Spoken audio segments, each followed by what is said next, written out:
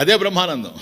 ఇంకా అంతకు మించినటువంటి ఆనందం మరొకటి లేదు. అందువల్ల శివతరాయచ నమ శివాయచ శివతరాయచ. కాబట్టి శివ మంగళస్వరూపం గనక శుభకరమైంది, ఆనందప్రదమైంది. ఇది తరించినటువంటి వాడికి ఉపయోగపడుతుంది, తరించాలని ప్రయత్నం చేసే సాధకుడికి ఉపయోగపడుతుంది, సిద్ధపురుషుడికి ఉపయోగపడుతుంది, సాధకుడికి కూడాను ఉపయోగపడుతుంది. సిద్ధపురుషుడికి ఏ విధంగా ఉపయోగపడుతుందండి? ఆయన కౌపీనవంత కలు భాగ్యవంత కదా అని అన్నట్లయితే శివశబ్దం నిస్త్రైగుణ్యతయా శుద్ధత్వాత్ శివ, అది నిస్త్రైగుణ్యతయా శుద్ధత్వాత్ శివ, ఇది అర్థం. అంటే శివశబ్దానికి అర్థం ఏంటంటే ఇది మనకు వర్తించదు, ఇది బ్రహ్మజ్ఞానికి వర్తిస్తుంది, భాగ్యవంతుడు జీవన్ముక్తుడికి వర్తిస్తుంది. ఇది నిస్త్రైగుణ్యతయా అంటే త్రిగుణాతీతుడు, గుణాతీతుడు, సత్వరజస్తమో గుణాలని అధిగమించినటువంటి వాడు. చూచారా? నిస్త్రైగుణ్యతయా. ఎప్పుడైతే నిస్త్రైగుణ్యుడు అయ్యాడో, గుణాల్ని అధిగమించిపోయాడు. మనం గుణాల్లోనే ఉన్నాం, సత్వరజస్తమో గుణాల్లో ఉన్నాం. కాబట్టి ఒక్కొక్కప్పుడు ఆలోచనలు చేస్తాం సత్వగుణం, ఒక్కొక్కప్పుడు కర్మలు చేస్తాం రజోగుణం, ఒక్కొక్కప్పుడు నిద్రపోతాం తమోగుణం. ఇవన్నీ మనలో కనపడుతున్నాయి. కానీ ఆ మహానుభావుడు అవి కాదు. నిస్త్రైగుణ్యతయా ఈ త్రిగుణాలను అతిక్రమించి ఉండాడు గనక శుద్ధత్వాత్ అంటే గుణముల చేత మలినం కానిటువంటి వాడు. ఎవరి బుద్ధి అయితే గుణముల చేత కలుషితం కాదో నిస్త్రైగుణ్యతయా శుద్ధత్వాత్ పరిశుద్ధమైనటువంటి వాడు, నిర్మలమైనటువంటి వాడు, నిరంజన స్వరూపమైనటువంటి వాడు శివ. కాబట్టి ఒక మహానుభావుడు శివ శివ శివ అంటున్నాడంటే అహం శివ, అదే అహం శివ, శివోహం శివోహం శివోహం శివోహం కృతకృత్యోహం ధన్యోహం శివోహం. అహం శివ, నేను శివస్వరూపుణ్ణి. మనం శివ అన్నాం అనుకోండి, దాని అర్థం అది కాదు. శివుణ్ణి ప్రార్థించడం. హే భగవాన్, నా జీవితం ఇట్లా అన్యాయం అయిపోతూ ఉంది, కాలం గడిచిపోతూ ఉంది, టైమ్ ఇస్ ఫ్లీటింగ్, కాలహ క్రీడతి గచ్చతి ఆయుహో, నా ఆయుష్ నశించిపోతూ ఉంది, క్షీణించిపోతూ ఉంది, నేను తరించే మార్గం ఎట్లా? శివా శివా శివా శివ చెప్తా. కానీ అక్కడ అది కాదు శివశబ్దం. కాబట్టి మహానుభావుడి విషయం చూసినప్పుడు, జీవన్ముక్తుని గురించి చూసినప్పుడు ఆయన శివ. చూడండి, పంచాక్షరం పావనం ఉచ్చరంత. ఆయన పంచాక్షరం ఉచ్చరంత, శివనామం ఉచ్చరంత. దేనికి? అది పావనం చేసే లక్షణం కలిగింది. పావనం అది పవిత్రం చేస్తుంది, పవిత్రం అదే పవిత్రం. కాబట్టి ఆ జ్ఞాని యొక్క విషయంలో పవిత్రమైనటువంటి శివస్వరూపం తాను అయ్యున్నాడని అర్థం. కనుక మన దగ్గరకు వచ్చేటప్పటికి మనం పంచాక్షరి మంత్రాన్ని, శివనామాన్ని ఎందుకు ఉచ్చరిస్తున్నాము అని అంటే పావనం ఉచ్చరంత, మనం పవిత్రం కావడానికి. శివనామం పవిత్రమైంది కనుక అది పవిత్రం కావడమే కాదు, దానిని ఆశ్రయించిన వాళ్ళని కూడా పవిత్రం చేస్తూ ఉంది కనుక మనం శివనామాన్ని ఉచ్చరిస్తూ ఉన్నాం. ప్లీజ్ అర్థమవుతుంది? కనుక నిస్త్రైగుణ్యతయా శుద్ధత్వాత్ శివ. కాబట్టి శివోహం ఎప్పుడు? సదాశివోహం, ఎల్లప్పుడూ నేను శివుణ్ణే, ఎల్లప్పుడు సదా ఎల్లప్పుడు నేను శివుణ్ణి. ధన్యోహం, నేను ధన్యుణ్ణి అయిపోయాను ఈ ప్రపంచంలో. కృతకృత్యోహం, నేను చేయదగిందంటూ ఈ ప్రపంచంలో ఏమీ లేవు, సమస్తాన్ని పొందినవాడయ్యాను. ఎందుకని? ఆత్మవిధుడిని గనక. ఏది తెలుసుకున్న తర్వాత మళ్ళీ రెండో వస్తువుని తెలుసుకోవాల్సిన అవసరం లేదో అటువంటి దాన్ని పొందినవాడిని అయ్యాను గనక కృతకృత్యోహం. ఇక నేను పొందవలసిందంటూ ఈ ప్రపంచంలో ఏది లేదు అని తెలుసుకున్నటువంటి వాడు, అటువంటి వాడు శివ శివ శివ శివ అంటే అహం శివ అహం శివ అహం శివ చిదానందరూప శివోహం శివోహం అహం శివ శివోహం చిదానందరూప శివోహం శివోహం.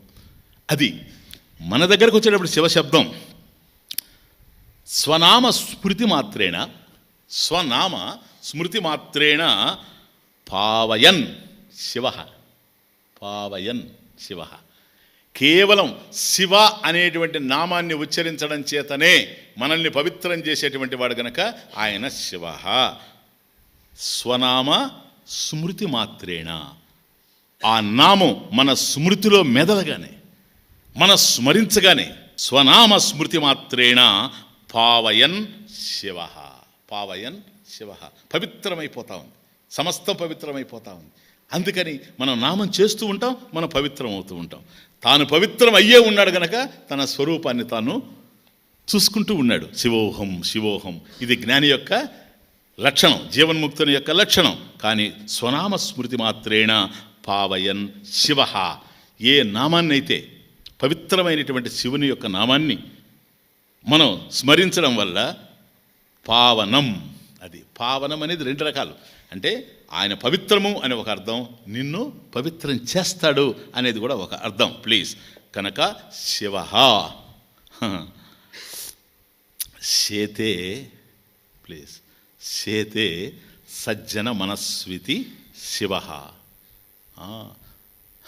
సజ్జన మనస్వితి, సత్పురుషుల యొక్క మనసుల్లో శేతే, ఎవడైతే శయనించి ఉండాడో వాడు శివ. శేతే సజ్జన మనస్వితి శివ. కాబట్టి ఎలాగైతే ఆదిశేషుడి మీద శాంతాకారం భుజగశయనం శ్రీ మహావిష్ణువు పడుకొని ఉన్నాడో, శివుడు మంగళకరమైనటువంటి శివుడు ఎక్కడ పడుకొని ఉంటాడండి అంటే సజ్జన మనస్వితి, సజ్జన మనః ఇది శేతే. కాబట్టి సత్పురుషుల యొక్క, అంటే ఇక్కడ ఏంటిది, బ్రహ్మజ్ఞాన విషయం కాదు, ఇది మన విషయమే. కాబట్టి ఎప్పుడైతే నువ్వు భక్తుడివై ఉండావో, అదే నేను ఇంట్రడక్షన్లో మీకు చెప్పింది, మనసు కనుక భగవంతుడిలో భక్తి చేసిందే నువ్వు భగవంతుడిలో ఉంటావు, అంతే, ఇంకేం లేదు. ఎందుకని ఆయన సత్పురుషుల యొక్క హృదయాల్లో ఉండేటువంటి వాడు, శేతే శయనించి ఉండేటువంటి వాడు.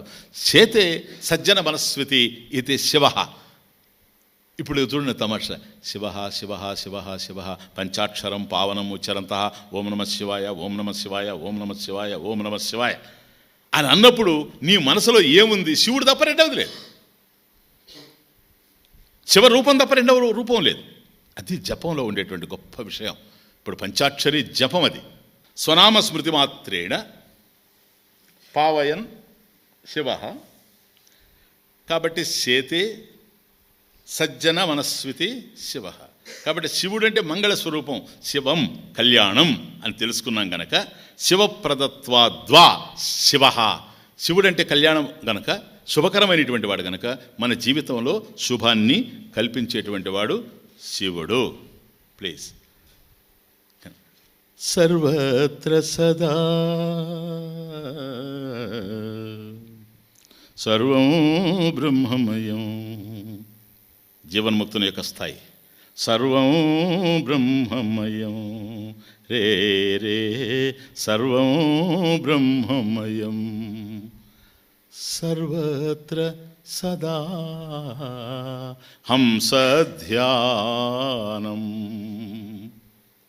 పల్లవి జీవన్ముక్తుడిది, చరణం నీది. సర్వత్ర సదా, సర్వత్ర అంతటా, సదా ఎల్లప్పుడూ. హంసధ్యానం,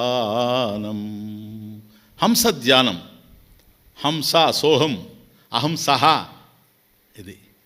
కాబట్టి సోహం హంస నేను, సహ శివుడు, అహం సహ అనేటువంటి దాన్ని మాత్రమే నిరంతరం కూడాను మనం చింతనం చేస్తూ పోవాలి. ఇది కర్తవ్యం. కర్తవ్యం భో ముక్తి నిధానం, ఇది కర్తవ్యం. ఇది ముక్తికి ఏకైక మార్గం. ఎవరికి? సాధకుడికి, సిద్ధపురుషుడికి కాదు. సర్వం బ్రహ్మమయం కనుక సిద్ధపురుషుడికి అంతా బ్రహ్మమయమే. కానీ నీవు సర్వత్ర సదా హంసధ్యానం కర్తవ్యం భో ముక్తి నిదానం. ఆ మార్గంలో నడిచి కనుక నువ్వు ముక్తిని పొందితే సర్వం బ్రహ్మమయం. ఏదైతే జీవన్ముక్తుడు ఏ అనుభూతినైతే పొందాడో ఆనందానుభవం కాదు, ఏంటి అనుభవ అనుభూతి, ఆనందానుభూతి, ఆనందానుభవం కాదు ఆనందానుభూతి. ఆ స్థితికి మనం కూడా చేరుకునేటువంటి అవకాశం ఉంటుంది. కాబట్టి శివశబ్దం పంచాక్షరి, ప్లీజ్ పంచాక్షరం పావనం ఉచ్చరంత. అటు బ్రహ్మజ్ఞాని జీవన్ముక్తుడు పంచాక్షరిని స్మరిస్తూ ఉన్నాడు అంటే తన స్వరూపాన్ని అనుసంధానం చేస్తూ ఉన్నాడు. శివోహం సదాశివోహం కృతకృత్యోహం ధన్యోహం, అది భావన. చిదానంద రూప శివోహం శివోహం. మనం శివశబ్దాన్ని ఉచ్చరిస్తూ ఉన్నాము అంటే సేతే సజ్జన మనస్వితి, మన హృదయంలో శివుడు పవళించి ఉండడానికి నిరంతరం శివ